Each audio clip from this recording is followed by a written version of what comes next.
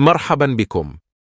في هذا الفيديو إن شاء الله ستشاهدون تحليلا قدمه أحد المحللين الفرنسيين تناول فيه التحولات الجديدة التي دفعت الاقتصاد الجزائري إلى المرتبة الثالثة إفريقيا، كما شرح الاستراتيجية التي تنتهجها الجزائر حاليا والتي ستجعلها تخطف المرتبة الثانية قريبا. L'Algérie raflera la troisième place des économies africaines cette année, à la faveur du déclin nigérian, certes, mais plus encore à l'efficacité de son économie depuis la fin de la crise de la Covid. Comme souvent avec l'Algérie, il faut faire un détour du côté de son secteur pétrogazier pour prendre le pouls de l'économie. Grand gagnant de la crise énergétique, le pays a su profiter depuis du maintien à un haut niveau des cours des hydrocarbures et de la réorientation géographique des approvisionnements en gaz de l'Europe. Et pour cause, l'Algérie est un acteur incontournable du marché.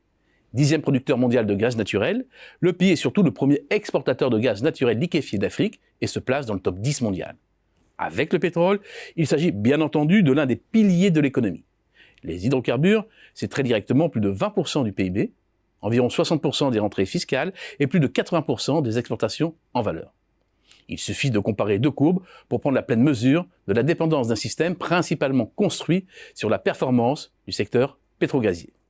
La première, c'est celle du cours du Brent. La seconde, celle du PIB en valeur. Des prix élevés du pétrole, c'est l'assurance d'une accélération de la croissance, des comptes courants excédentaires, des finances publiques assainies et des réserves de change qui enflent. Et c'est bien le cas. Les excédents courants ont fait leur grand retour l'année dernière pour la première fois depuis 2013. Et à 85 milliards de dollars fin 2023, les réserves de change ont de nouveau progressé. L'horizon est dégagé, les prévisions de croissance pour cette année, comme 2025, sont prometteuses, en partie grâce au virage stratégique pris pour revitaliser l'ensemble du tissu économique en recyclant les recettes pétrolières et ou en sollicitant les investisseurs étrangers. C'est dans ce contexte qu'il faut replacer la suppression de la règle 51-49 qui imposait la participation majoritaire algérienne à toutes les nouvelles entreprises. Un frein évident aux IDE. Les efforts de développement concernent les trois grands secteurs de production. Le secteur primaire. Dans les hydrocarbures, c'est un plan d'investissement de plus de 50 milliards de dollars, prévu entre 2024 et 2028. C'est aussi la volonté de mieux exploiter un sous-sol riche pour soutenir la réindustrialisation du pays. Minerais de fer, zinc, plomb reçoivent d'importants investissements. En coopération avec la Chine, le projet phosphate intégré vise à faire de l'Algérie le leader mondial de l'exportation d'engrais et de fertilisants. Au croisement de l'agriculture et des IA, un accord cadre a été signé avec une firme qatari pour la réalisation d'un projet de production de lait en poudre. Cet investissement de 3,5 milliards de dollars porte sur la création d'une ferme géante d'élevage de vaches laitières couvrant une superficie équivalente à celle de la Martinique. Dans le textile, c'est le complexe de Relizane, développé avec la Turquie, avec comme objectif la création de 25 000 emplois directs.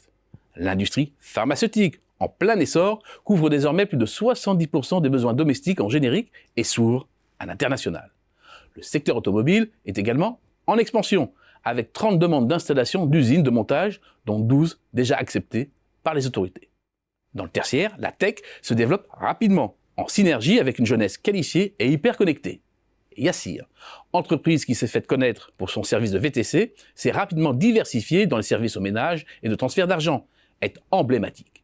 En seulement 5 ans, cette start-up, la plus valorisée d'Afrique du Nord, a levé 200 millions de dollars, y compris avec des fonds en provenance de la Silicon Valley. C'est enfin l'achèvement du tronçon principal de la transsaharienne dite la Grande Dorsale, liant Alger à Lagos au Nigeria, qui va accélérer les échanges avec les pays africains au même titre que le développement rapide d'infrastructures portuaires et routières. Plutôt que d'utiliser la manne gazière et pétrolière pour acheter la paix sociale et faire perdurer le modèle de rente, une nouvelle voie se dessine qui pourrait amener l'Algérie à viser la 2e place des économies africaines.